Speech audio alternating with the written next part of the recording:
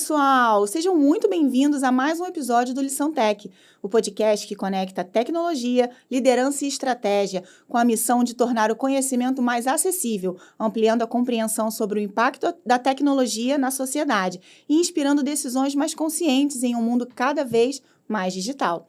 Eu sou a Patrícia Baiense e no episódio de hoje nós vamos tratar de um tema crítico para o ambiente corporativo contemporâneo, a evolução dos crimes cibernéticos e o crescimento da internet no crime organizado.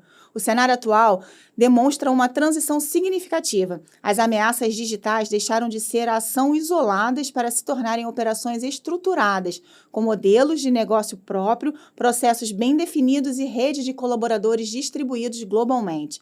Hoje, o crime organizado atua no ambiente digital utilizando a inteligência artificial, automação, engenharia social avançada, plataformas clandestinas e serviços especializados, tornando o ecossistema criminoso cada vez mais acessível, lucrativo e difícil de combater.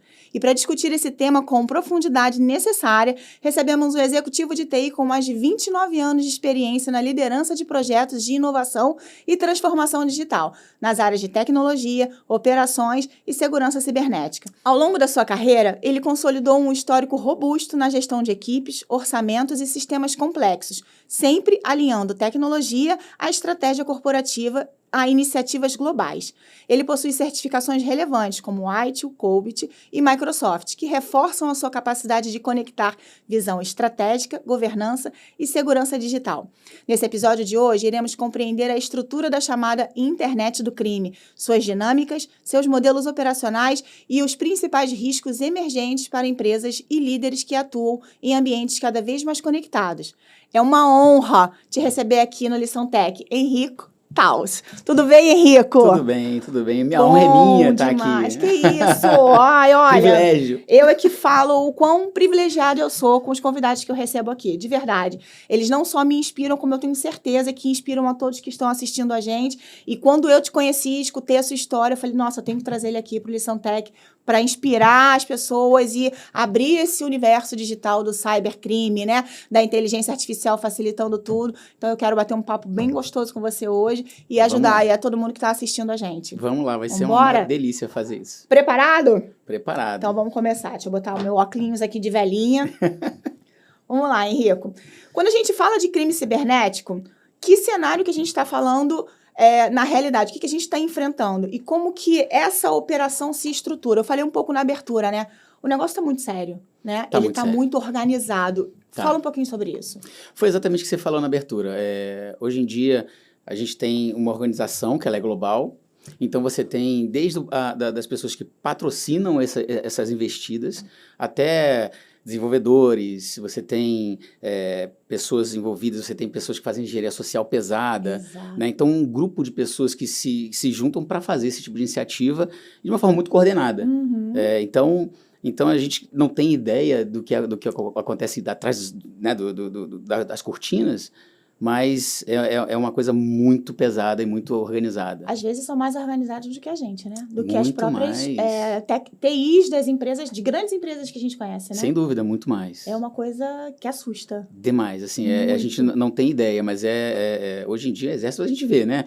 Começa uma guerra, ao invés de você lançar míssil, você vai derrubar a infraestrutura elétrica de um país, você para setores industriais essenciais, então... Com certeza. É bem pesado. Complicado.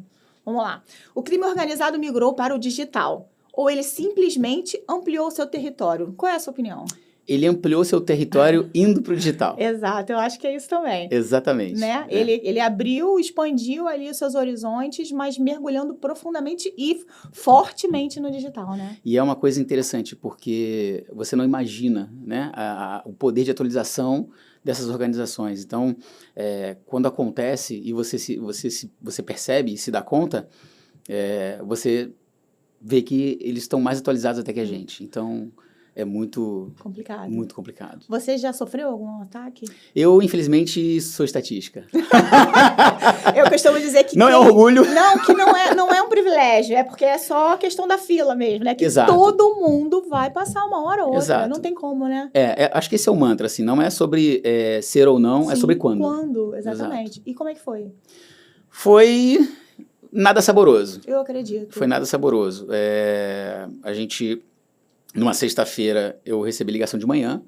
A Helpdesk me ligou e falou assim, olha só, a gente está com um problema, vários chamados que a gente não consegue acessar o servidor de arquivos. E a gente tentou acessar a console dos servidores e não consegue. Aí me deu um estalo, eu falei assim, desliga tudo. Como assim? A gente vai desligar? Desliga tudo, não quero saber, desliga tudo. E aí, não, mas como é que... Desliga? Ah, não, mas não, a gente não consegue. Eu falei, puxa da tomada. Isso. Puxa da tomada. É isso. Ah, mas não quero saber. E aí a gente desligou tudo. Mas já tinham entrado? Tinham criptografado 30 servidores. Nossa. A sorte é que foi um ataque mais voltado para diversão do que um ataque para roubar dados de fato. Então não teve pedido de sequestro, resgate nenhum, nada, né? nada. Foi só just for fun, sabe? Entendi. E aí a gente ficou menos mal, né? Exato. Mas ficamos, assim, 2 semanas impactados, operação impactada. A gente conseguiu voltar ao ambiente básico em 2 semanas, que pra gente, na época, foi um feito, né? A gente achou que... Muito rápido. Muito rápido. É verdade. Geralmente fica meses, né? A gente tem um exemplo grande aí de um grande amigo meu que trabalha na Firjan, que entrou depois do ataque da Firjan, que até hoje não se recuperou, ou seja, tem bastante tempo. Né? Então, conseguimos, através de restore e tudo mais, voltar ao ambiente, mas foi uma dureza. E aí a gente conseguiu, finalmente, um investimento de porte para poder colocar toda a estrutura necessária. Pós o ataque, né? Pós-ataque, padrão Por que Brasil. tem que ser assim, dessa forma? Eu passei por isso também, né? Assim, eu trabalhava numa empresa em que a diretoria e o conselho admitiam o fato de que a gente, dentro do orçamento, teria que ter algo para... a cyber. Exato. Não precisa, somos uma empresa pequena. Eles só liberaram o orçamento quando a gente teve uma tentativa de ataque. Ainda bem que foi tentativa, né? Foi uma tentativa. Mas, assim, foi uma tentativa que poderia ter sido muito drástica se a gente não tivesse um feeling, porque não partiu de um ataque, como no seu caso, nos servidores. Teve-se um acesso a um e-mail do diretor, solicitando a liberação, que era um processo... Na verdade, eles estudaram a forma de agir da diretoria, né? E aí eles entenderam que, para liberar uma transação financeira, bastava um e-mail do diretor para a coordenadora da contabilidade, da tesouraria, solicitando, né, o próprio e-mail do diretor, lá, né, um processo normal. E aí, o que eles erraram foi o valor. Porque se eles fossem num valor mais normal, dentro da normalidade, isso teria passado. Como veio um valor muito exorbitante, ela na hora ligou para o diretor para questionar, né? Então, assim, a gente só conseguiu liberar orçamento para a cyber pós a tentativa de invasão. Pois é. Por que é assim? É a cultura. Acho que a cultura do Brasil de evitar gastar o prévio o máximo. Não tem, né? Deixa acontecer. Se acontecer, a gente trata o que vier. Ou pior, nunca vai acontecer comigo. Ou nunca vai acontecer, exatamente. Nós somos pequenos, nós somos uma empresa assim, nós não estamos expostos e tal. Isso aí. Só que esquece que, independente de tamanho de empresa, tem uma varredura acontecendo. Eles estudam, né? Eles estudam. Eu lembro que, na época, a gente tinha adquirido algumas linhas, né, de transmissão, e isso foi propaganda, né? Teve um marketing muito grande em relação a isso. Então, aquilo chamou a atenção, porque eles fazem um estudo das empresas, né? Então, eles estão entendendo o que é o melhor para eles. E aí, eles uniram a visão de que existe, apesar de ser uma empresa pequena, um potencial financeiro, né? E a facilidade, talvez, né, pelo entendimento deles, por ser uma empresa pequena. Talvez não tenha tanta segurança quanto numa empresa grande, né? E aí eles tentaram a sorte. É uma coisa que também assusta, esse estudo que eles fazem, né? E essa cultura também do Brasil de não questionar a hierarquia, sabe? Ah, não, o chefe mandou, eu faço, né? Mas, Henrico, que bom, olha que legal. Eu tô falando de mulher para um homem, né? Eu me ferrei muito, e aí no bom português, quando eu recebia essas ordens e não acatava, sabe? Porque assim, não concordo, deixa eu te explicar o porquê, deixa eu pelo menos tentar te convencer do meu ponto de vista. Se você mesmo assim não for convencido, a gente desiste, até porque a tua palavra é muito superior à minha e a tua palavra é final. Mas isso não acontecia. Então, assim, nem sempre a gente tem esse poder de dialogar. E, na maioria das vezes, eu saía como a chata, como a implicante, como a que está sempre querendo arrumar um problema, quando na verdade não, eu estava sempre querendo trazer uma melhoria que não era aceita e por isso a minha insistência, né? Bom demais ouvir você falando sobre isso, que a maioria das pessoas não falam, aceitam, acatam e deixa tudo bem, né? Exato, eu acho que hoje em dia a liderança ela dá uma certa liberdade para isso. Sim. Antigamente não. Não, né? era mais engessado, Exato. né? Mas você consegue questionar e falar assim, olha, eu acho que não é o caminho correto, e aí, vamos seguir? Mesmo assim? Não, vamos seguir. Então, assina essa cartinha de risco aqui para mim, sabe? Eu tenho, assim, uma infinidade de e-mails onde eu documentava, olha, a minha proposta foi essa, não sendo aceita, então eu informo que qualquer ação que ocorrer pós enfim, né, o que for implementado ou o que foi decidido, não tem responsabilidade da TI, né, ou da minha responsabilidade, porque é uma coisa muito louca. E a maioria das vezes sempre dava problema. Sempre vai dar. Lei de Murphy. E nunca se ouviu um desculpa, né? Ou, poxa, bem que você falou, pô, se a gente tivesse te ouvido, se a gente tivesse feito, não, era, né, resolve, e muito rápido, e você tem até amanhã, hoje é sábado, segunda-feira eu quero tudo operacional. É uma coisa louca. Nós temos que, sim, olhar para o negócio e ver a demanda do negócio, o momento da empresa e tudo mais, mas tem coisas que são fundamentais que a gente não pode abrir mão. Com certeza. Né? Então, eu lembro claramente, eu falei assim, poxa, vamos colocar MFA aqui nessa VPN, vamos? Ah, não. Não precisa. Não é muito complexo. Pô, vou ter que abrir no celular. Não, eu tô no mobile, exatamente. Não vou fazer. A diretoria não vai gostar disso. Falei, não vai gostar, mas é essencial. Não, Sim. não vamos fazer não. E aí, a coisa acontece. Né? E quando você pega e vê, aí o pessoal entra em desespero. Fala assim, é real, sabe? De fato acontece. Só na dor, né? No amor não vai. Não vai. Outro fato legal sobre isso são os streams, os acessos. Criar políticas de acesso. Então, assim, eu tive muitos problemas porque a própria diretoria, ela queria acessar o Google, ela queria acessar o Instagram dela, da máquina corporativa. Então, assim, bloquear seria trazer um dano para ela. Tinha diretora que queria emprestar a máquina dela para a filha fazer a aula EAD em casa. Então, é questão... E se eu bloqueasse, ela não ia conseguir estudar na máquina corporativa. Essa questão de cultura do Brasil de ser uma coisa mais informal e mais, sabe, tudo pode e tal, é complicada. Tem situações que você... que não dá para acreditar. Não dá para acreditar. Né? A gente que sabe que o risco, ele é vivo, né? E, assim, não foi hoje, mas pode ser amanhã. Então, assim, a gente tem uma visão muito mais crítica e mais realista do cenário atual, né? Eles não. Eu escutava, não, mas é só a faculdade dela. Tudo bem, mas deixa eu te mostrar aqui quantas portas ela abre acessando o único site da faculdade dela. É uma coisa muito louca, muito louca, mas a gente passa, né? Porque... E, assim, de novo, no Brasil não tem muita essa cultura, mas lá fora tem mais. Eles são muito rígidos. Isso. Eles são muito pragmáticos. Caxias, assim. né? Exato. Seguem lá, o by the book, né? Não sai nada fora do que está aqui. Exato. É exatamente isso. Eu sinto também essa diferença. Então, a gente ainda tem uma estrada que até... eu posso comentar mais na frente, mas ela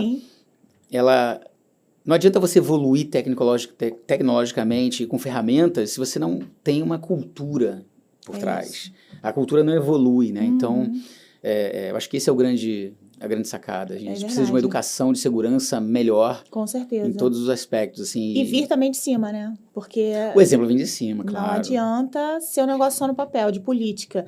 Se lá em cima não cumprir, não fizer valer aquilo, né? Exato, não funciona. Exatamente. Maravilha. Enzo, como funciona essa divisão de camadas da internet? Né? O Surface Web, Deep Web, Dark Web... Onde os crimes se concentram, na sua opinião? Os crimes se concentram com certeza na Dark, né? A Surface é aquela camada que você vê que está ali por cima. Mais superficial mesmo, mais superficial. Né? Então, você tem uma questão ali mais de interação e mais de visibilidade. E uma certa legalidade, vai. Também. Quando você desce um nível abaixo, né, você tem ali o meio do caminho, que você tem uma certa ocultação, mas... ainda assim, você tem ali algumas questões também que são não tão permissivas para o crime. Você consegue fazer, mas ainda tem alguma rastreabilidade. Agora, a Deep... Só Terra de rindo. ninguém. É isso mesmo, só rindo, né? E aí é festa, né? Festa Então você não total. tem rastro e tal, você pode fazer bastante coisa. Então, Sim, tem políticas, né, que a gente pode utilizar para ajudar esse mundo louco que a gente vive. E é um buraco sem fundo, né? Porque tem de tudo, acontece tudo. Exato. E é meio As louco. pessoas... eu contratei eu lembro que contratei uma vez um serviço onde fazia uma pesquisa na Dark Web Aham. sobre os CPFs e os documentos dos executivos. O que você encontrava Eu era uma coisa acredito. incrível, Eu acredito. sabe? Você fala, não acredito, sabe? Que chegaram nesse nível. Então, e aí você vê credencial vendida de R$1 a R$10, você vê, enfim, kits sendo vendidos aí por 50, 10, 60, R$100. É uma coisa muito doida. Doida mesmo. E para você, hoje, quais são os crimes cibernéticos mais comuns no Brasil? E quais estão crescendo mais rápido?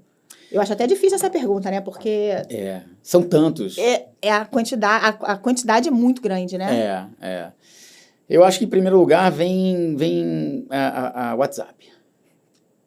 É porque o WhatsApp eu acho que virou telefone, né? É. O telefone e o e-mail. A gente acaba nem digitando mais um e-mail, né? A gente manda pelo Zap que é mais rápido. Então, eu costumo brincar que, assim, antigamente, o brasileiro gosta de pagar as coisas. Então, por exemplo, antigamente, você pagava a linha telefônica, a ligação, Aham. e a gente falava o tempo todo, Sim. né?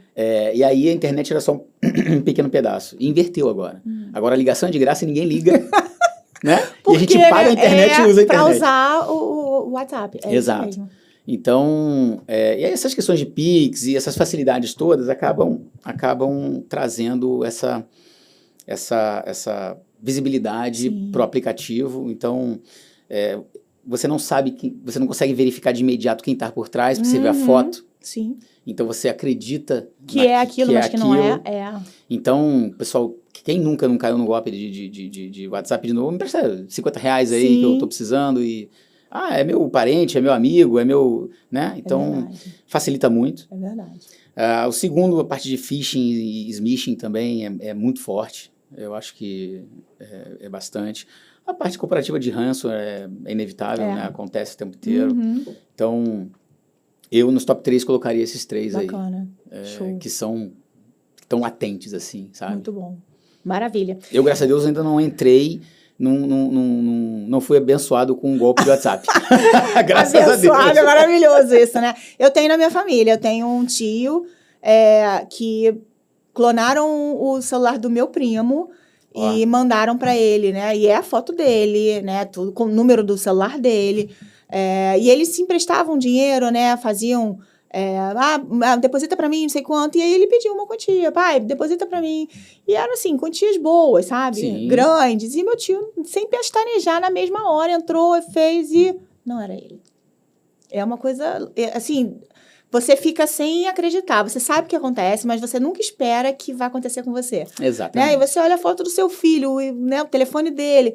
numa operação que já acontecia normalmente, foi o lance que eu falei, né? Há um estudo... Né? Eles não só entram, eles analisam, eles são muito mais inteligentes, mais focados do que a gente.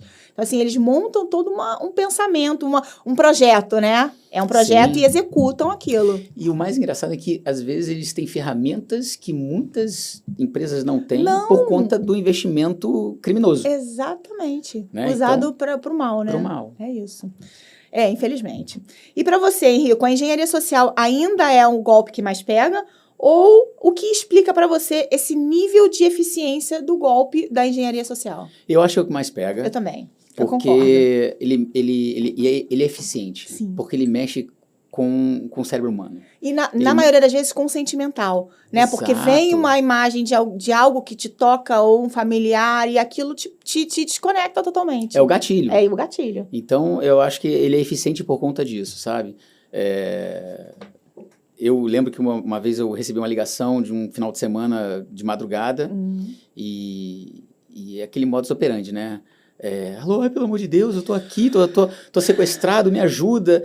E aí você fica naquela e é clássico, né? Ainda mais, né, assim, a geração anterior à nossa. Sim. Já pergunta logo, filho? Sou eu. Aí fala, pô, lembra de... então é o João? Sou eu, pai, o João e tal. Então acaba pegando ali no Sim, sentimental e dando aqueles gatilhos. Vai no coração. Vai no coração. Quando aconteceu comigo, eu falei, pô, então, se você é fulano de tal, o que aconteceu naquele ano comigo que eu tava Lá sem em casa a essa... gente tem perguntas. É isso. A gente tem gatilhos de o palavras. Familiar. Exatamente. O MFA familiar. É. Para que a gente consiga se identificar, sabe? Exato. O meu pai, ele não é de cyber, não tem nada a ver com tecnologia, mas ele certamente seria um grande executivo de segurança. Porque ele é o extremo de tudo. Então, assim, por exemplo, eu tô com ele, fui em algum lugar, e aí ele fala, me avisa quando chegar? Aviso. Não basta eu ligar para ele só. Ele fala, quero câmera. E aí ele abre a câmera, e ele fica me acompanhando até eu entrar dentro de casa para saber se de fato eu não tô com alguém. Porque eu dizer que eu cheguei, eu posso estar com 3 caras do meu lado. Exato. Ele fica, abre a câmera, vira para um lado, vira para o outro. Eu falo, pai, mas sou eu. Ele, não, eu quero ver. E quando eu chego dentro de casa, aí ele dá uma volta dentro de casa e olha... Agora ele tá bem. Então, assim, são coisas que a gente poderia estar fazendo normalmente, que a gente não faz, né, para evitar, principalmente em empresas grandes, e a gente acaba entrando aí num golpe desses caras tão preparados para atacar a gente, né? Vem de todos os lados, né? Exatamente, complicado. exatamente. Mas ele seria um ótimo gerente de segurança. Ele é incrível. No que ele pode fazer, ele vai fazendo, ele abre, ele olha, ele, não, peraí, eu quero ver de novo. Pai, tá tudo bem. Não, mas peraí, e tem o tal do e se, que a gente normalmente não trabalha com ele, Exato. né? Tá, mas e se... Não, mas eu não quero, eu sou uma, não quero muito pensar no que não vai dar certo, eu quero pensar no que vai dar certo. Não, ele não. Ele, necessariamente, ele foca no que vai dar certo, mas ele foca também no caso de não dar certo. Então, essa é uma coisa interessante porque... Muito. Eu me forjei nessa pegada. Entendi. Eu tive, graças a Deus, 2 líderes que me ajudaram bastante, que falaram assim, poxa, você não tem que ter plano A e B. Você tem que ter do A ao Z. É isso aí, porque o A e B é pouco, né? É pouco. Uhum. Então, você tem que... Mas se acontecer isso, e se acontecer aquilo, tanto para bom quanto para ruim. Isso, né? Exatamente. Então, você tem que ter o plano todo montado ali, planejado para você estar preparado para as coisas acontecerem. Você já está com... Tem viabilidade, né? Você consegue Exato. Para onde eu vou correr. Eu ia falar playbook, né? Pronto ali para executar. Sim, é isso. Papai, tá vendo? Papai não é de tecnologia, mas tá super engajado. Um beijo, pai! Vamos lá, Henrico. Falando aí no WhatsApp, ó. Golpes via WhatsApp, Pix viraram rotina. Isso é uma coisa que a gente vê 10 Exato. por dia, no mínimo, né? Exato. Onde que a gente tá falhando como sociedade digital? Eu lembro que na empresa a gente fez, assim, uma campanha muito forte em relação à utilização do WhatsApp e do Pix, porque a gente tinha os telefones corporativos, né? Então, assim, a comunicação deixou de ser através de Teams e ela passou a ser por WhatsApp. A gente tinha, inclusive, grupos da empresa, né? Assim, grupos da diretoria, grupo dos gerentes, enfim. Então, assim, a gente tentou conscientizar de uma maneira bem massiva mesmo, sabe? Assim, até cansativa, porque era o instrumento mais utilizado dentro da empresa. Isso trouxe uma melhoria pra gente. Não que acaba, tá? Porque, assim, você no começo escuta aquilo e aquilo fica latente na sua cabeça, mas ela vai se apagando. E o dia a dia, a rotina, você acaba que, não vou fazer. Deixa pra autenticar depois. Não, olha rápido, mas você tem outros 1000 ali falando e aí você, vai, clica aqui.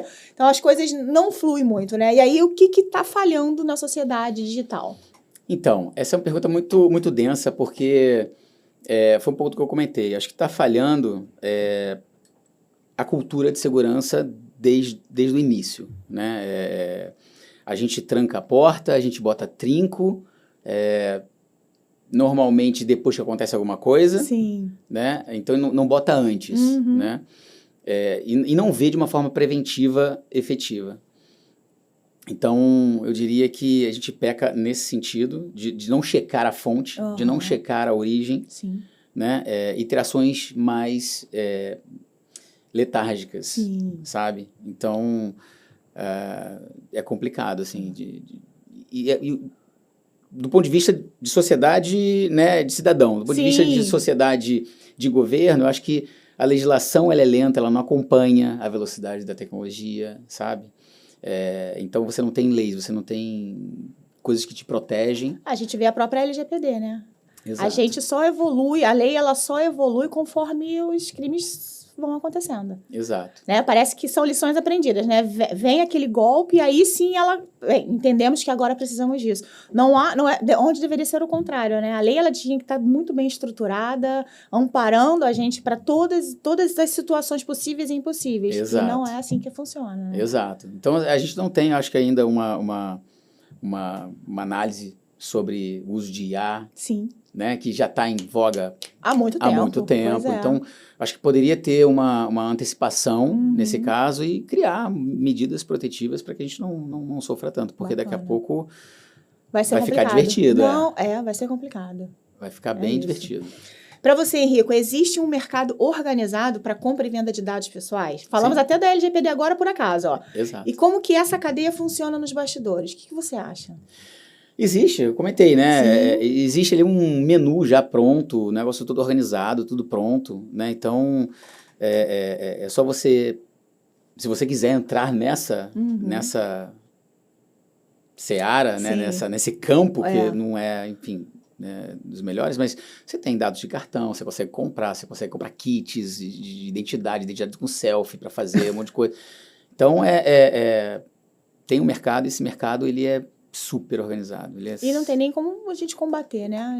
É complicado. Eu acho que o máximo que a gente pode fazer é cuidar dos nossos dados, né? Exato. Não tem outra opção. Exato. Eu acho que de todos os lados e de todos os aspectos vai ter sempre o good guy e o bad guy, sabe? Exato. Então, vai ter aquelas duas linhas, né?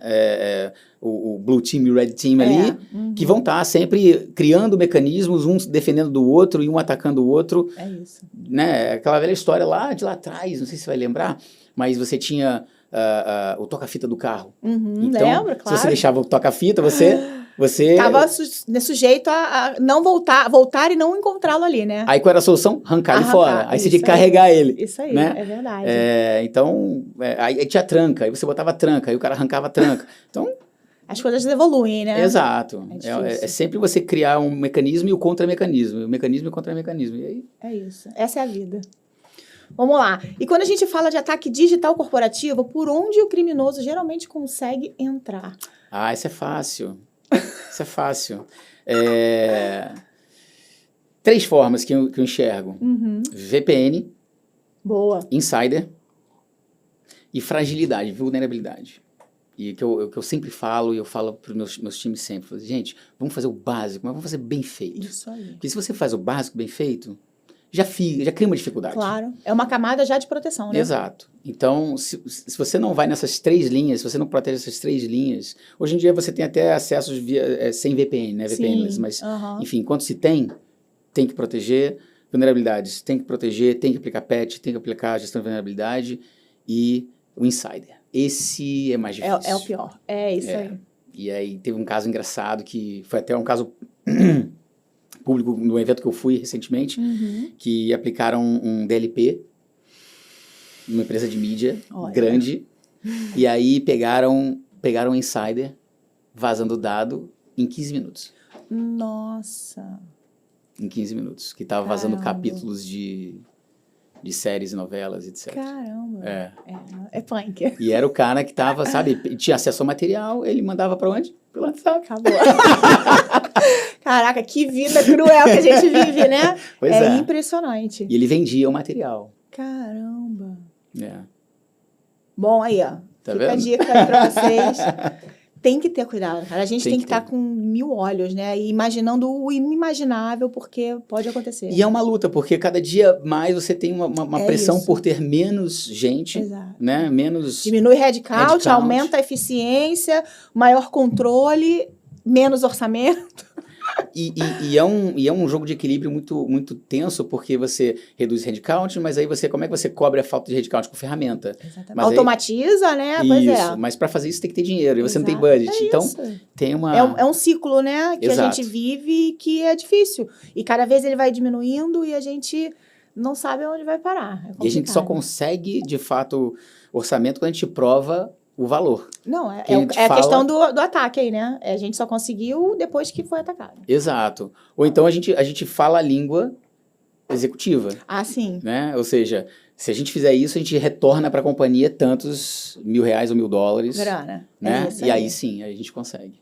Tem abertura. Tem abertura, muito bem, tem abertura. Tem abertura. Vou é pensar verdade. um pouquinho. Não, ainda vai para conselho, né? E se discute, leva 6 meses para ter. Ah, tá, tudo bem, tá, mas vai com a metade do orçamento que você pediu aí, ó. É assim que volta, mas tudo bem, já é alguma coisa, né? Sem dúvida. Vamos lá, Henrico. E por segurança da informação, né? Que ainda é vista como custo, e a gente estava falando sobre isso. O que você acha? Ela é de fato um custo ou ela é uma blindagem estratégica para TI ou corporativamente? Ela é vista como custo, Exato. mas ela é uma blindagem. Eu também acho. Na verdade, você tem que vender e transformar uma na outra. É isso. E ela é vista assim, por quê? Porque ela é uma vitória que você consegue de forma silenciosa. Não é uma coisa evidente, não é uma coisa material que você vê de imediato. Então, você aplica, você remedia, mas ninguém vê.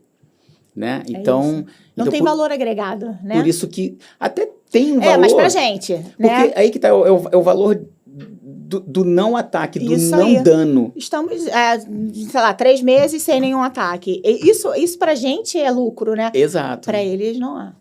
Porque você não converte isso efetivamente, aí, né? Então, verdade. por isso que é mais difícil. É isso aí, bacana. E como que as empresas podem construir uma cultura de segurança que funcione de fato no dia a dia e não apenas no papel? O que você acha? Da sua experiência. Conscientização constante e frequente e o tempo todo. E exemplos reais. Você acha que só... Porque né, eu tenho bastante experiência em relação a campanhas, né, de conscientização, palestras, e a gente traz convidados para fazer as palestras e faz um dia inteiro. As pessoas não se sentem corresponsáveis. Né? Sim. Eu acho que enquanto a gente, corporativamente, não colocar o usuário no papel de corresponsável, que ele tenha, de fato, alguma sanção em relação a isso, é chover no molhado. Porque a gente conscientiza, a gente fala, a gente cria política, né? A gente dá workshop, a gente traz convidados. E não é na minha casa, não é... Eu nem sei, talvez tem algumas pessoas que eu acho que até na própria casa, no próprio pessoal, age da mesma forma, sabe?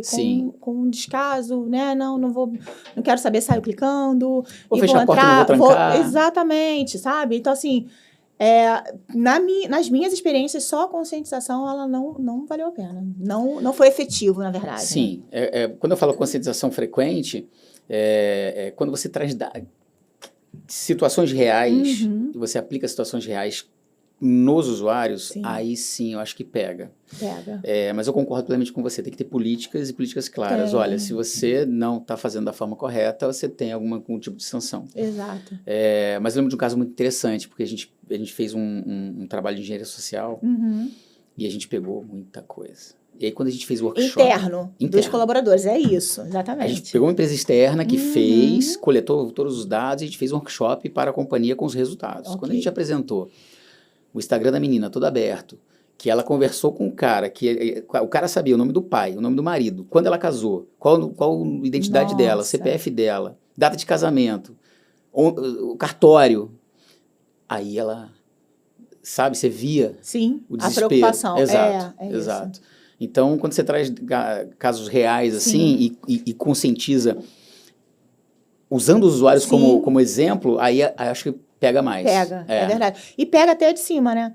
Porque, né, se você traz esse tipo de caso, não só o usuário fica muito aflito, como a diretoria, né? Os cargos de high level, eles dão uma apertada. Opa, peraí, né? Então, a gente fez um phishing na época, foi muito engraçado. E fez para a companhia toda, e só o CFO sabia e a gente sabia. Tá. E aí a gente mandou o phishing pro presidente, o presidente clicou no phishing, não satisfeito que não funcionou no laptop, ele foi no tablet. Meu Deus. Não satisfeito que foi no tablet, foi no celular. Mas não tá funcionando. Aí ele ligou. Falei, estamos com a sua senha agora. 3 vezes. Paga aqui, ó, uma pequena bagatela de 1,5 milhão, e a gente resolve isso. E aí quando a gente expôs, óbvio, né, no particular e não expondo os executivos para a companhia, aí eles entenderam, falaram, poxa, então... É sério, de verdade. Eu tenho que começar a olhar isso aí. com uma outra perspectiva para esse tipo de e-mail, sabe? Não é só sair clicando. Isso aí. Porque a gente fez de propósito, botou erro de português, fez umas coisinhas ali para dar uma pista de que não era real. É isso. Né? Sabe um phishing muito interessante, aí fica uma dica para a galera que estiver assistindo a gente, que eu fazia bastante, era utilizar as mesmas plataformas do RH. Né? Por exemplo, cartão, benefício, flash. Exato. Então, assim, a gente pegava era um e-mail idêntico, fiel, e era disparado para a empresa inteira. Então, assim, não tinha quem não caísse. É uma coisa, assim, muito louca, porque essa é a realidade, né? Exato. Eles utilizam a mesma máscara, eles são fiéis, até com as frases, com o logo, com tudo, com a imagem. Então, assim, todo mundo caía. E aí a gente começou a mudar, né? Porque aí já não dava mais para ser do RH. E Sim. aí tinha que ser, vão agora para o jurídico, e vamos agora para festa de final de ano. Festa de final de ano, até isso. Black Friday. É clássico. É isso aí, todo ano tem. Aí o cara clica no linkzinho ali, mercado-livre.com. Ah! Sabe? Dá ódio, não dá? Dá raiva. Cara, quantas vezes a gente já falou, analisa. Não, eu já escutei de colaborador. Ah, cara, mas eu não tenho que ficar olhando. Então, quando você perder seus dados, ou perder o seu cartão, ou alguma coisa acontecer, não, né? Mas isso era muito bom quando a gente tirava acesso. Porque toda vez que um colaborador vinha com esse diálogo, né? Não, mas não é minha responsabilidade, a responsabilidade Claro é da TI. que é. E aí a gente dizia, tudo bem, então, já que por você não se sentir responsável, é por isso que você não tem mais o acesso. É por isso que você não entra mais no Mercado Livre. Por isso que você não tem o Google. É por isso que você não entra em nenhuma rede social. Porque é pra gente, já que é nossa responsabilidade, a gente tem que cercar aqui de todas as formas para que vocês não acessem nada. Exato. É muito louco. É uma ótima perspectiva, inclusive. É muito louco, né? Porque ouvir isso de um cara que trabalha dentro da empresa e que tem uma certa liberdade de acesso e que ele não é o responsável, que a gente que tem que controlar, a gente que tem, dá vontade de... Respira, tudo bem, corta tudo, ele só vai entrar no ponto dele. Cara, eles ficavam indignados, porque assim, a gente começou a criar políticas apartadas, porque não era para todo mundo. Então, Sim. Esse grupo aqui, ó, vamos lá. Grupo A não entra, grupo B entra em 2, grupo C não entra em nada. Aí a gestão fica mais complexa, mais... E aí, menos headcount, mais trabalho, porque é um controle maior. Exato. E aí, você tem que acessar aqui. Não, peraí, é uma coisa louca, mas é a única forma que a gente tinha de ter um pouco mais de controle do que estava sendo acessado. E é isso aí. Não tem outra opção. Não tem outra opção. É isso. Pra você, diz pra mim, deepfake de voz. Que, ó, isso é louco, tá? Eu já vivenciei e era uma coisa... absurda. Sim. E vídeo também, né? Já está sendo usado para golpes reais. Como que você explica isso de forma simples para o público que não conhece, que não sabe o que é, como funciona? Talvez o nome não conheça, mas provavelmente já viu acontecer de alguma forma. Já, você vê aí no Instagram, você vê vários vídeos e é basicamente alguém falar como um familiar ou um conhecido. Sim. E ter a voz do familiar e a imagem do conhecido. Perfeitos. Então, para você é o conhecido de fato. Então, não tem... É difícil detectar. É muito, né? E hoje em dia, eu acho que isso devia ser muito controlado. Sim. Sabe? Eu acho a tecnologia bacana, mas não pode ser aberto para qualquer pessoa fazer, porque... Concordo. Você abre um mundo, né, que a gente não consegue controlar. Um mar de possibilidades que não controla. Sim. Então, fazer brincadeira ali com gente conhecida, tudo bem, mas imagina, você pega uma foto, um parente seu, transforma num vídeo, a voz, e bota, e o cara pode simular uma situação no qual você... diversa, né, de sequestro, etc., que você é obrigado, com né, certeza. Praticamente a dar alguma coisa. Né? Então, bem tenso, assim. É complicado mesmo. E o Estado brasileiro, já que a gente está falando aí do que a gente precisa controlar, do que não precisa, né? Consegue acompanhar essa evolução que a gente vive aí do cybercrime? E, na sua opinião, onde estão os gargalos? Então, a gente falou, né? Acabou que falou. Acho que é o legislativo que demora muito, né? Acompanhar essas tecnologias. E a gente não tem... Para onde correr, né? Para onde correr. Né? Então, a gente está sempre correndo atrás ali do que acontece. Então, por exemplo, a gente já vê aí robôs humanoides, né, fazendo serviços em casa para algumas pessoas. E o que a gente está fazendo sobre? Quem pode comprar, quem não pode, vai fazer o quê, até que limite? Não existe. Então, deixam acontecer até um momento que eles detectam assim, poxa, como é que eu posso ganhar dinheiro com isso? Aí sim. É verdade. Sim. É triste, mas esse é o Brasil que a gente vive, né? Exato. Complicado. Educação digital, Henrico, começa nas famílias, nas escolas ou dentro das empresas? O que você acha? Nas três. Eu também acho. Tem que ser nas 3. Até porque são fases diferentes, né? Exato. Na escola para as crianças, Sim. né? Em casa, né? Para a família como um todo. E nas empresas, assim, eu não vejo uma empresa sem uma educação digital. É inviável. É inviável. Né? Porque assim, ou você vai deixar acontecer, não tem educação digital, tudo bem. Tá propício, vai acontecer e pague o preço. Ou então você foca nisso e tenta minimizar, porque é aquela história, né? Vai acontecer. Mas pode ser muito mais brando, a gente pode prever, a gente pode, né, não deixar que seja tão forte. Então, Exato. se isso não acontece nos 3, eu também não vejo solução.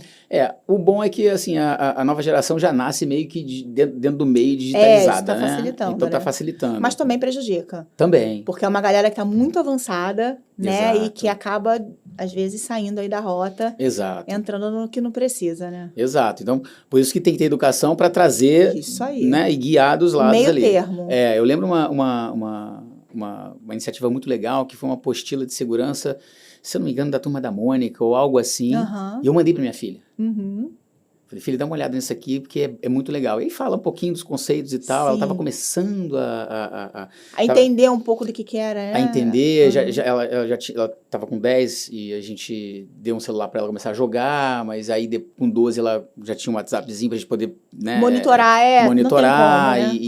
e começar devagarzinho, mas olha, dá uma olhadinha aqui, porque aqui fala algumas coisinhas Bacana. interessantes. Você não pode tirar selfie com o logo da escola, Uhum. você não pode tirar selfie o tempo inteiro, toda hora, sabe? Em lugares conhecidos o tempo todo. Sim. Então, são cuidados ali, Bacana. micro cuidados que você tem que ter e desde criança já começar Muito bom. a educar, assim. E aí, dentro da empresa também, né? E por aí vai.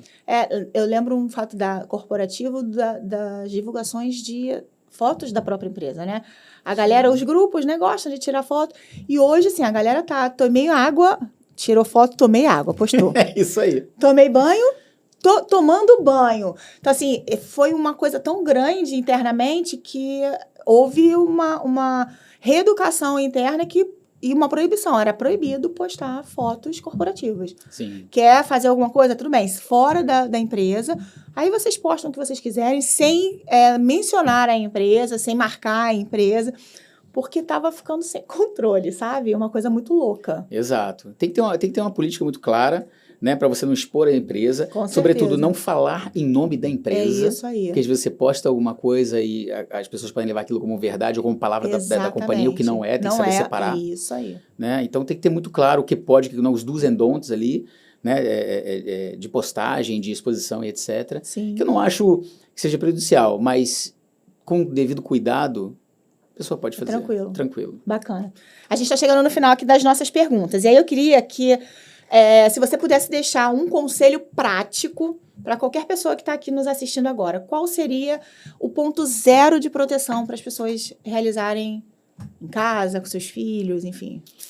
Trancar a porta. Sempre trancar a porta. Boa. Fazer análise, Sim. né? Acho que é importante fazer análise do contexto, né?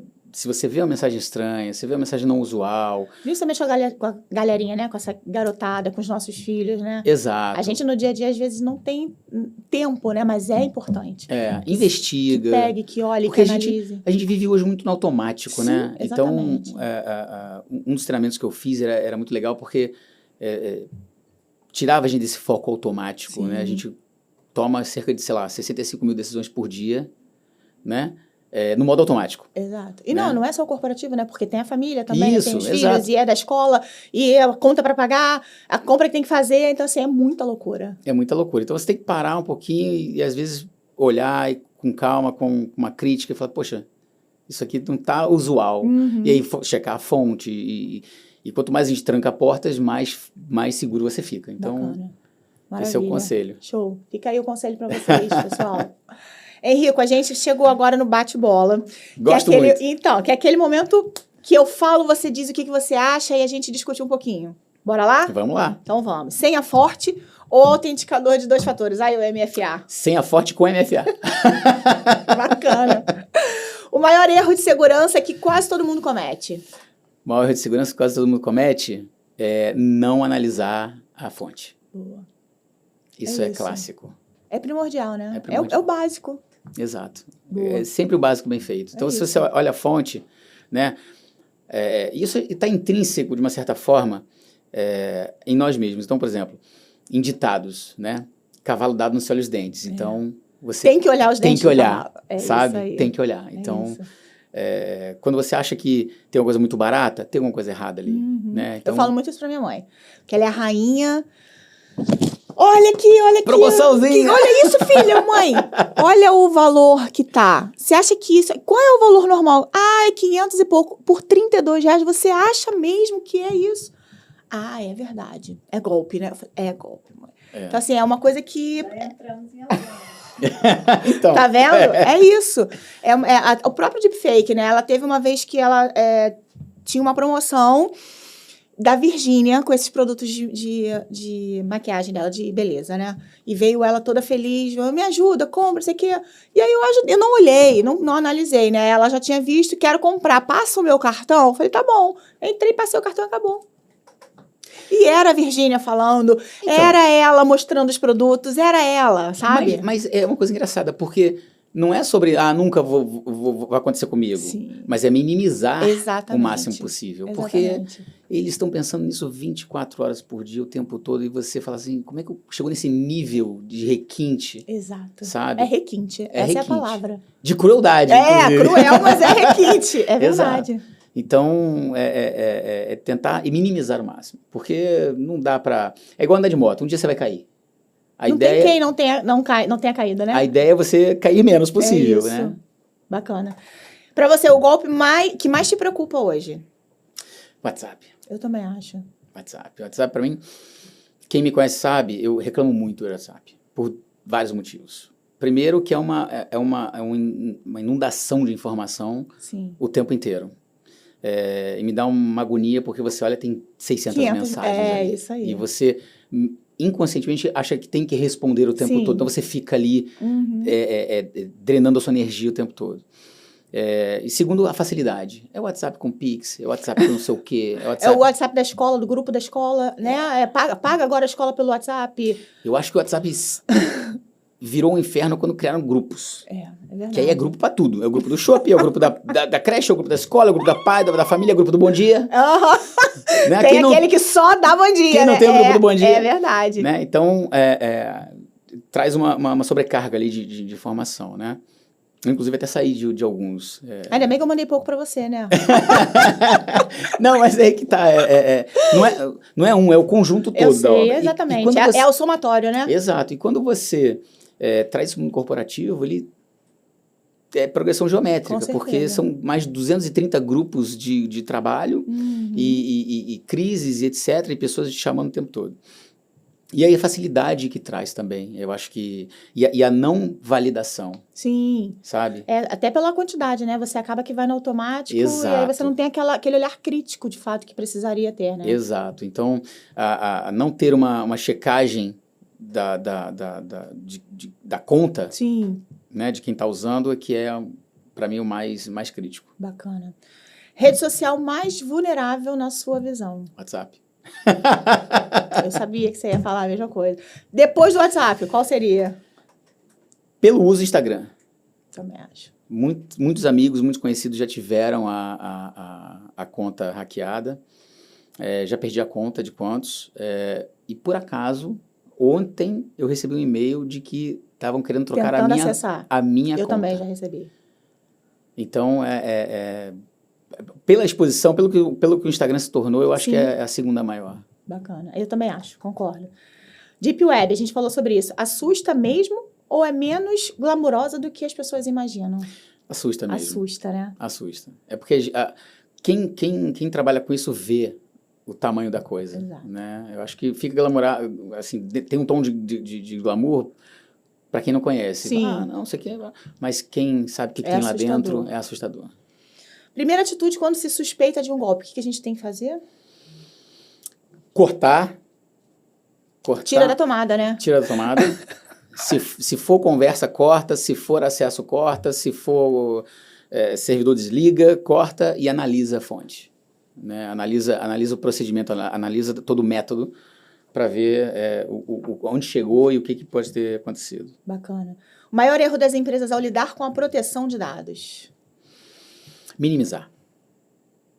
Eu acho que minimizar é a palavra. A LGPD fala muito em minimização de dados. Mas não é sobre isso, é sobre a opinião. Não vou fazer porque nunca vai vazar. Isso aí não acontece. E você acha, em relação à LGPD, a gente tem maturidade para ela? O Brasil, de fato, ele está preparado para ter uma legislação, ele sabe como tratar os dados dele para que, de fato, essa legislação ela tenha vigor, ela de fato traga, né, melhorias? É polêmico. É polêmico demais, né? É polêmico demais. Assim, eu acredito que a gente não tenha... O Brasil é um dos maiores usuários de internet. Pois é. Né? Então, a população gosta muito, Sim. Não tem cultura de segurança e não tem cultura de proteção de dados. Exato. Então, eu acho que a gente não está preparado ainda. Eu concordo. Eu arriscaria dizer, não tem estudo aqui na minha cabeça, mas eu arriscaria dizer que ainda tem uma grande porcentagem de empresas que não se adequaram ainda. Exatamente. Infelizmente, E né? algumas que se adequaram e ainda sofrem multas. Sim, com certeza. Porque... Não, mas sabe que o lance da multa é muito importante? Eu já escutei de diretores falando, não vai, a multa não vai chegar. E é isso, enquanto a dor não vier, as pessoas não acreditam, não acham que aquilo é de verdade, vai acontecer.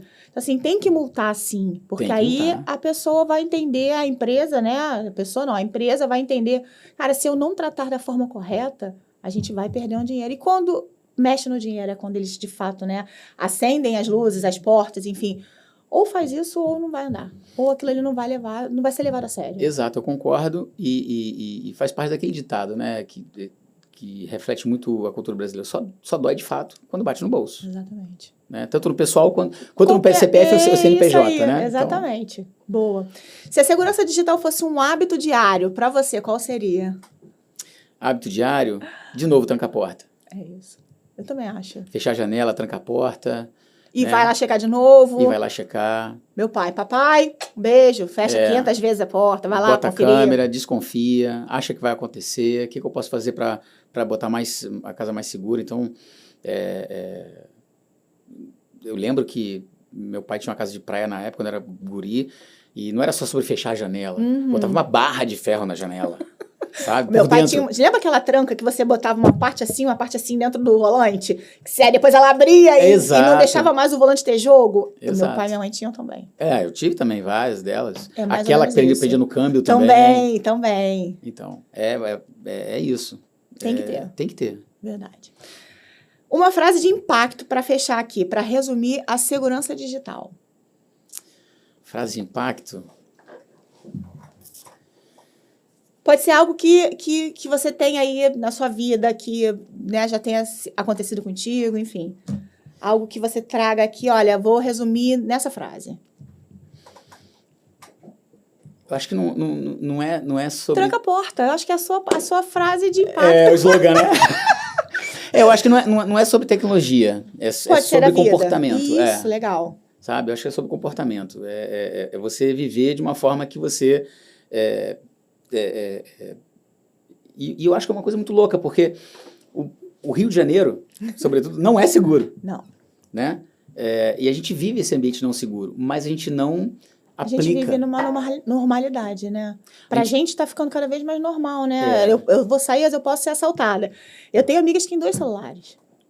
Sim. Se acostumou a sair com 2 telefones, porque aí é para ela dar pro bandido e o outro é o dela, de fato. Exato. Eu conheci uma pessoa, um executivo também, que ele falou assim, cara, esse aqui é a carteira do bandido e esse aqui é o celular do bandido. Esse aqui não tem banco, esse aqui não tem nada, e esse aqui tem R$300 que é para ele levar. Até porque se não tiver dinheiro também, você apanha, né? Você leva um tiro, enfim. É o honeypot dele ali. Vou deixar Exatamente. aqui. Né? E ele tinha a carteira real e o celular real... Na verdade, o celular de uso e um terceiro em casa com as coisas do banco, né? Que só usava em casa. Infelizmente. Mas a gente toma essas ações, mas não aplica na digital. Sim, com certeza. Sabe? Então, a gente tranca a porta, a gente bota GPS no carro, faz o seguro, né? Mas não faz o seguro no CNPJ lá, dos dados que você precisa em caso de ataque cibernético. Então, eu acho que é um pouco disso, assim. Bacana.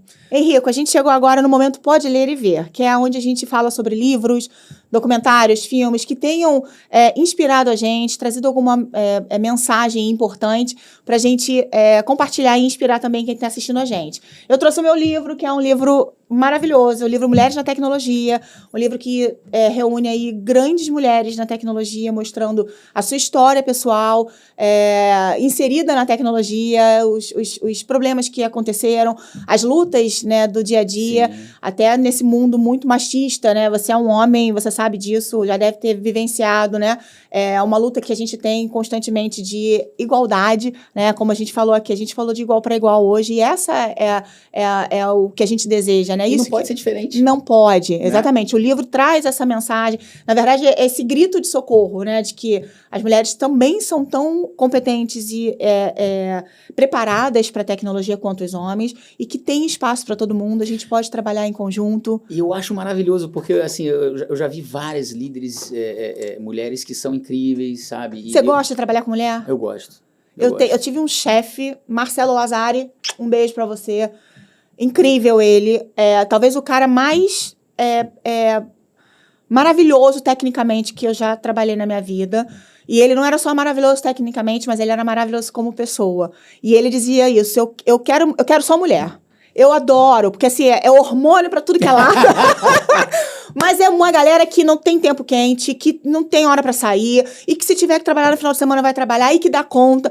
Aí ele falava, eu fico aqui, ó, de boa, eu só delego, vai, faz, e todo mundo dá conta, e no final vai, resolve. Então aquilo pra mim era muito legal, não só pelo modo leve de trazer, né, essa visão de estou gerenciando só mulheres, mas a confiança que ele tinha e o reconhecimento que ele, através do nosso trabalho, ele fazia diariamente, sabe? Ele dizia, cara, vocês são muito boas, e é bom demais ter vocês, porque ele dizia pra mim, você pensa antes de eu falar. Eu tô começando a formar aquele pensamento, você já vem com o pensamento completo. Ele falava, é muito bacana, porque vocês são, e ele dizia, um ser evoluído. Eu não digo nem isso, sabe? Eu dizia pra ele, para com isso. Eu falo da igualdade, né? A minha luta é não ser melhor e nem pior. É ser igual. Ele já vinha, não, você tá entendendo, não, vocês são mais evoluídas. Exato. É um pensamento muito mais rápido, é um negócio mais... Vocês fazem 20 coisas ao mesmo tempo. Isso que eu ia falar, não tem como comparar, porque a gente é monoprocessado. E as mulheres são multiprocessadas. Então fazem várias coisas ao mesmo tempo, com uma capacidade absurda. E a gente tem que reconhecer que a gente é monoprocessado, porque é a nossa natureza mesmo. É isso. Né? Que não desmerece vocês. Não, eu acho que todo mundo trabalha bem junto. É isso aí, então, exatamente. Eu acho que um time misto é bacana. É bacana, eu gosto um time também. Majoritariamente. De verdade, assim, eu gosto bastante, tanto é que eu tenho muito mais amigas mulheres do que homens, eu tenho poucos amigos homens, porque eu curiosamente me dou mais bem com mulheres. Eu acho bacana isso. Eu também tenho esse tipo de amizade, sabe? Que eu acho que traz pra gente uma visão diferenciada, né, do que é o nosso dia a dia, e aí você já vê por outra perspectiva, e aí você vai fazendo uma média, né, botando lá, pesando pós e contras. Não, realmente, ó, a pessoa ali tem razão, vou pensar dessa forma, vou analisar, e aí você reconstrói todo um pensamento, né, vale a pena, é muito bom. Então, o livro da Mulheres na Tecnologia é sobre isso. Vale a pena, se você não conhece, vale a pena você procurar e ler um pouco sobre a história dessas mulheres, já que você gosta e que você incentiva e que tem, né, essa equipe diversa na sua empresa. E aí, o que você trouxe pra gente hoje de incentivo ou de algo que você entenda que vale a pena assistir, que tem um conteúdo que traz uma visibilidade maior, enfim, algum estudo? O que você trouxe pra gente? Então, tem uma série que eu vi, um documentário que eu vi no Netflix, que é sobre redes sociais, que fala muito sobre a parte que não é só de rolagem de tela e a diversão e serotonina rolando ali. Tem uma questão de neurociência por trás, que ela é muito, muito forte. E a gente não tem a menor ideia de que tem neurocientistas criando aplicativos para te grudar ali. É isso. Né? E te manter ali, e pegar dados e comportamentos seus. E é uma coisa muito, muito interessante para quem não viu, acho que vale a pena. Bacana. Redes sociais, né? O nome? Exato. Tá nos streamings, né? Tá nos streamings. É só procurar aí, galera, que vocês vão achar. Tá? Muito bacana. E eu já assisti. É muito legal. Eu assisti, inclusive, junto com a minha filha, que ela fez publicidade na escola e na faculdade. E em algum momento eles tinham que fazer um trabalho em relação a este documentário, sabe? E a gente assistiu muito. Nós assistimos juntas. E foi uma coisa que até pra mim foi legal. Porque eu vi essa parte aí de trás que você falou, sabe? Exato. Coisas que quem tá aqui de fora só né, não tem noção do que tá acontecendo ali atrás. Muito bacana, vale a pena. Vale muito a pena. Show. Henrico, a gente chegou no final. Não te falei que era rapidinho? É um papo. Eu falei pro Alan que eu vou trocar, pro Davi, que eu vou trocar a água pelo chopp. Porque é um papo. Aí eu volto. Volto um papo, todo dia. Entendeu? Assim, não é uma entrevista, é um papo, é uma troca de ideias. E pra mim é muito gratificante, sempre, conversar e trocar as energias. Eu troco energia, sabe? Sim. Isso aconteceu aqui hoje. Muito obrigada por você ter vindo, ter aceito. Eu fiquei muito feliz depois de escutar as coisas que a Vanessa me falou sobre você. Então, assim, me deu um pouquinho de alegria sobre o meu feeling, porque eu vou em busca das pessoas, né? Muitas vezes é uma questão que vem natural, por exemplo, né? Eu já conheço, ou alguém senta aqui e diz assim, olha, tem um fulano de tal que é muito bom, e aí aquilo flui. Outras vezes, não, eu vou em busca dessas pessoas, né? E você foi uma dessas em que eu fui procurar e que eu fui estudar o teu feed, fui analisar as suas postagens, eu falei, cara, preciso trazer essa pessoa. E quando a gente viu que tinha uma amiga em comum e as coisas que ela me disse sobre você, eu falei, cara, muito obrigada, Deus. Eu tô ainda com um feeling muito bom. Então, assim, parabéns pelo profissional que você obrigado. Seria um prazer fazer parte da sua equipe com essa visão que você tem, principalmente com a igualdade entre homens e mulheres. Eu acho que isso é muito importante, que você dissemine isso, né, na tua equipe, né, com os teus liderados, para os seus filhos, porque eu acho que a gente em casa faz um papel importante também, né? Eu faço muito isso com o meu filho, homem, para que ele saiba tratar bem uma mulher, que existe uma igualdade, mas somos pessoas diferentes em corpo físico, então isso vem de casa. Então, assim, não tenho dúvidas de que você faz isso também. Muito obrigada por estar aqui, por ter compartilhado. Eu tenho certeza de que quem está assistindo a gente se inspirou muito no que você falou, vai fazer as suas... utilizar as suas dicas, né? Não só pessoal, mas corporativamente, que eu acho que isso é muito válido. Os cases de sucesso que você trouxe aí, até os de não sucesso, eles ajudam a gente, porque nas lições aprendidas, Exato. Isso vale muito a pena. Eu sou muito da filosofia de você aprender com os erros. Sim. Porque só erra quem faz. Exatamente, né? Então, importante.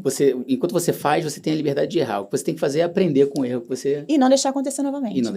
É isso, maravilha. Então, muito obrigada. Eu que agradeço, foi maravilhoso estar aqui. A gente vai fazer outros. Eu vou trazer a Vanessa aqui, ó, com você. A gente Traz ela, vamos fazer um bate-bola aqui. Ela tá na neurociência, tá? Ela tá se aprofundando. E eu acho que vale a pena aí a gente trazer, ó, fazer um bem bolado com ela e trazer um episódio aqui só vocês dois. Maravilha. Fechadíssimo. Super topo. Muito obrigada, tá? Obrigado, adorei.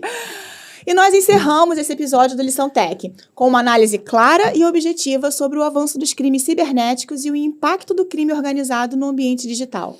Um tema que exige atenção contínua e decisões estratégicas por parte das organizações de todos os setores. Fica evidente aqui que a criminalidade digital evoluiu para um modelo altamente estruturado, utilizando tecnologia avançada para maximizar resultados e minimizar os riscos. Dessa forma, a segurança cibernética deixa de ser apenas uma disciplina técnica e se consolida como um pilar de governança, resiliência e continuidade nos negócios. O papo de hoje reforça a importância de líderes sêniores estarem atentos às tendências de riscos e mecanismos de proteção necessários demais para fortalecer a atuação corporativa em um cenário digital cada vez mais complexo. E se você gostou desse conteúdo, se ele agregou valor para a sua jornada profissional e para a sua organização, siga o Lição Tech nas redes sociais, compartilhe esse episódio e ajude a ampliar a discussão sobre segurança e responsabilidade digital. Muito obrigada pela audiência. Nós nos vemos no próximo episódio de Lição Tech. Fiquem com Deus e um grande beijo. Um beijo. Obrigada! Uhul!